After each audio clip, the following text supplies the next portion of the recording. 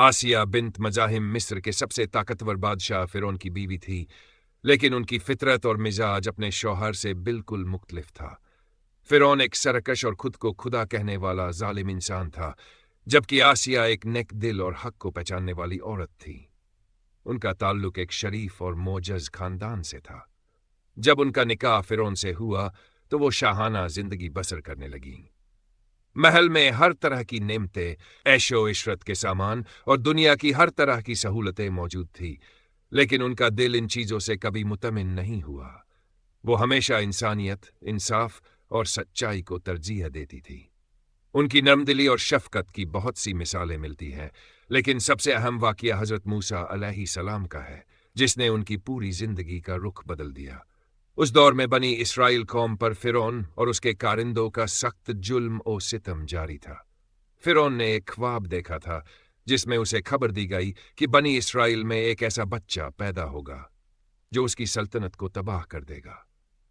इस ख्वाब की ताबीर जानने के बाद उसने हुक्म जारी किया कि बनी इसराइल के हर नव मौलूद लड़के को पैदा होते ही कत्ल कर दिया जाए। इसी दौरान हज़रत मूसा अलैहिस्सलाम की पैदाइश हुई। उनकी वालिदा को अल्लाह ताला ने वही नाजिल फरमाई कि वो अपने बच्चे को दरियाए नील में एक संदूक के अंदर रखकर बहा दें।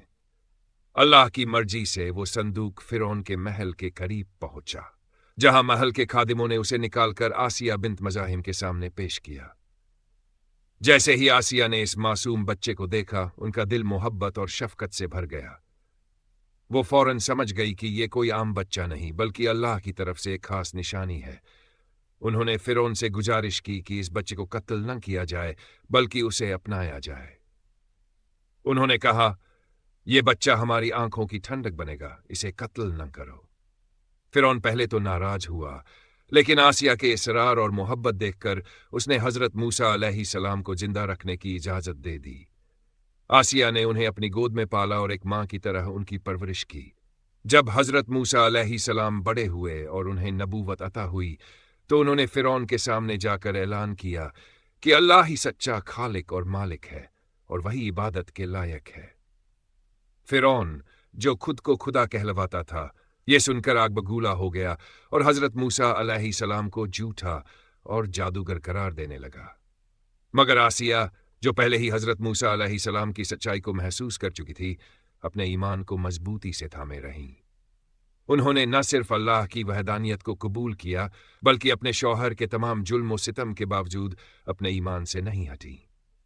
जब फ़िरौन को मालूम हुआ कि उसकी अपनी बीवी ने इस्लाम कबूल कर लिया है और हज़रत मूसा अलैहिस्सलाम के अल्लाह पर ईमान ले आई है, तो उसका गुस्सा 7वें आसमान पर पहुंच गया। उसने आसिया को समझाने, डराने और धमकाने की बहुत कोशिश की, मगर आसिया अपने ईमान पर कायम रहीं। फ़िरौन ने उन्हें कैद करवा दिया, जंजीरों में जकड़वा दिया, भूखा प्यासा रखा और शदीद जिस्मानी अजियतें दीं। उन्हें खुले मैदान में तपती धूप में जमीन पर बांध दिया गया और उनके ऊपर भारी पत्थर रखकर कहा गया कि अगर वो हज़रत मूसा अलैहिस्सलाम के दीन को छोड़ दें तो उन्हें माफ कर दिया जाएगा। मगर आसिया ने हर तकलीफ को बर्दाश्त किया और एक लम्हे के लिए भी अपने ईमान से नहीं डिगी। वो मुसलसल अल्लाह से दुआ करती रही, ऐ मेरे रब, मेरे लिए जन्नत में एक घर बना दे और मुझे फ़िरौन और उसके जुल्म से नजात अता फरमा। आखिरकार फ़िरौन ने हुक्म दिया कि आसिया को जमीन पर लिटाकर उनके सीने पर एक भारी चट्टान गिरा दी जाए। जब वो चट्टान गिरने ही वाली थी, अल्लाह ने उनके लिए जन्नत के दरवाजे खोल दिए और उन्हें जन्नत में उनका मकाम दिखाया, जिसे देखकर वो खुश हो गई और मुस्कुरा उठीं। उनकी ये मुस्कुराहट देखकर जालिम लोग हैरान रह गए कि इतनी तकलीफ के बावजूद ये औरत मुस्कुरा कैसे सकती है। लेकिन हकीकत ये थी कि वो उस वक्त जन्नत के इनामात को देख रही थी और उनका दिल अल्लाह की रहमत से भर चुका था। वो इसी हालत में दुनिया से रुखसत हो गई और शहादत के मर्तबे पर फाइज हो गई। हज़रत आसिया बिन्त मज़ाहिम का ईमान, सब्र और इस्तिकामत तमाम मोमिन खवातीन के लिए एक मिसाल बन गया। अल्लाह ने कुरान में उनका जिक्र करके उन्हें क़यामत तक के लिए इज्जत अता की।